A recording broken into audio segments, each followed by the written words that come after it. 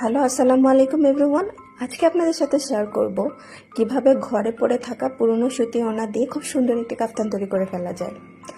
আমার একটা বুটিক্সের থ্রি পিসের ওড়নাটা প্রায় নতুনই ছিল, আর এটা দিয়ে আমি একটা কাফতান তৈরি করব।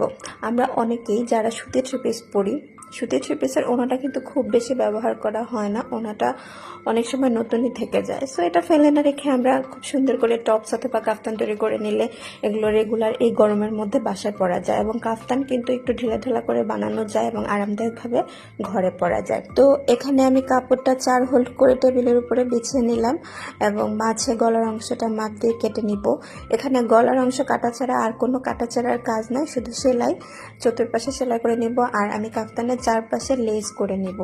তো গলার অংশটা কেটে নিচ্ছি। আর আরেকটা ইন্টারেস্টিং বিষয় হচ্ছে, আমি ঢাকা শিফট করার পর আমার সেলাই মেশিন কেনা হয়নি এবং বাড়ি থেকে সেলাই মেশিনটা আনাও হয়নি। এখন আমি পুরো কাজটা হাতে সেলাই করেই করব। ও মাই গড, নিজেকে অনেক বেশি ক্রিয়েটিভ মনে হচ্ছে। মানে সেলাই মেশিনের অভাবে আমি সাবানা হওয়া থেকে অনেক বেশি পিছিয়ে পড়তেছি। আমার মাথায় এত এত আইডিয়া কাজ করতেছে এখন ড্রেস ডিজাইন নিয়ে, কিন্তু আমি সেলাই মেশিনের জন্য করতে পারতেছি না। আর আমি নিচের অংশটা কেটে নিলাম। এটা 38-এর মতো লম্বাটা হয়েছে, আমার জন্য যথেষ্ট। আর আমি সাইডে হচ্ছে কর্নার শেপ রাখবো না, একটু রাউন্ড শেপ করবো, তাই আমি সাইডটা রাউন্ড শেপ করে কেটে নিচ্ছি। আর আমি চতুর্পাশে লেস লাগাবো। আমার বাসায় যা লেস ছিল সেটা থেকেই একটা আমি লাগিয়ে নিচ্ছি। বিভিন্ন সময় কেনা হয় যেগুলো ইউজ হয় না। তো এই লেসটা আমার বাসায় ছিল এবং অনেকখানি লেস ছিল বলে আমি চতুর্দিকে লাগিয়ে নেব। আমি হালকা গোলাপি একটা লেসই নিয়েছিলাম প্রথমে, কিন্তু এটা অল্প একটু আছে, ওটা লাগালে মনে হয় কালারটা আরও বেশি ফুটতো। তো আমার কাছে যেটা আছে আমি ওইটাই নিয়ে নিয়েছি।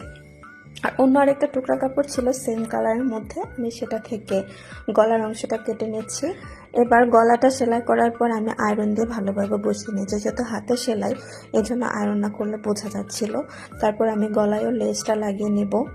আর আমি যেহেতু হ্যান্ড পেন্টের কাজ জানি, এটা তো আমার একটু অ্যাড করাই লাগবে। সো আমি হ্যান্ড পেন্ট দিয়ে গলায় সামান্য একটু ডিজাইন করে নিয়েছি, অল্প সময়ের মধ্যে যতটুকু সম্ভব হয়েছে। দেখা যাক ফাইনালি কেমন লাগে।